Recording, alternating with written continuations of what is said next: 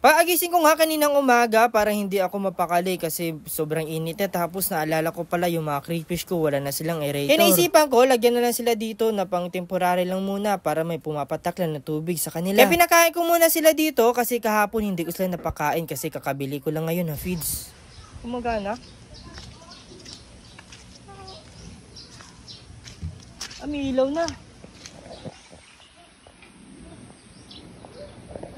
Pero lalagyan pa din natin ng ganito para may pumapatak lang ng tubig dun sa tangke nila.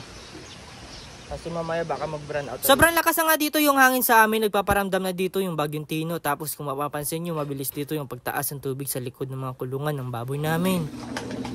Ito na pala guys, bali ilalagyan ko na lang ito ng tali dito. Tatali ko dito, tapos dun. Para mamaya pag malakas yung hangin, hindi sa gagalaw. Gagalaw siya pero hindi siya tutumba. Yan. Ito na pala guys, bali pinalitan namin ng ganito na lang kasi yung nilagay ko kanina na ganun, pakita mo friends. Sa likod. Ano? Gumagalaw. Ito lang muna yung lalagay natin dito, pang temporary lang para may source din sila kahit papaano ng oxygen dito. Ito yan guys, tingnan nyo.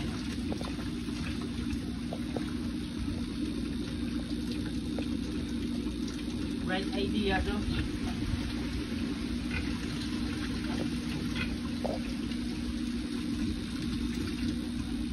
Ulat na. Diba?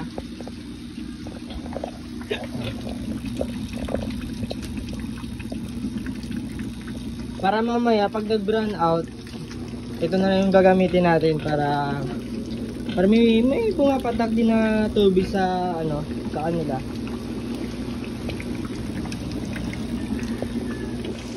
So, let's go.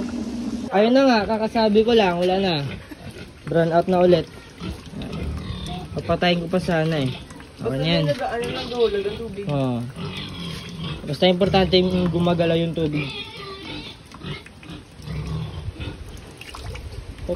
Dahil medyo mabilis yung pagtaas ng tubig dito sa kulungan ng baboy namin, naisipan ko ilagay na lang muna sila dito sa aquarium. Kaya nilinisan ko muna dito yung aquarium ko, tapos nilagyan ko dito ng kunting tubig lang, tapos nilagay ko na sila dito. Kasi mamaya pag dumating na dito si Bagyong Tino, pero wag naman sana, pero buti na lang sigurado tayo dito, kaya ilalagay muna natin sila dito sa aquarium. Matapos ko nga sila dito ilagay lahat sa aquarium, naisipan ko dito muna sila sa itaas namin para sigurado talaga hindi sila maaabutan ng baha.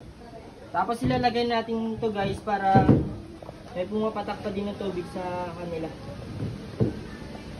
Oh.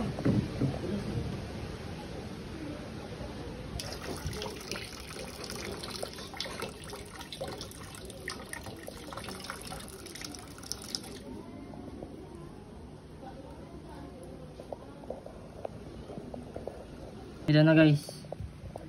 Yan. So, hanggang dito na lang tropa. Salamat sa panunood. Kita-kits na lang tayo sa susunod nating video. Paalam.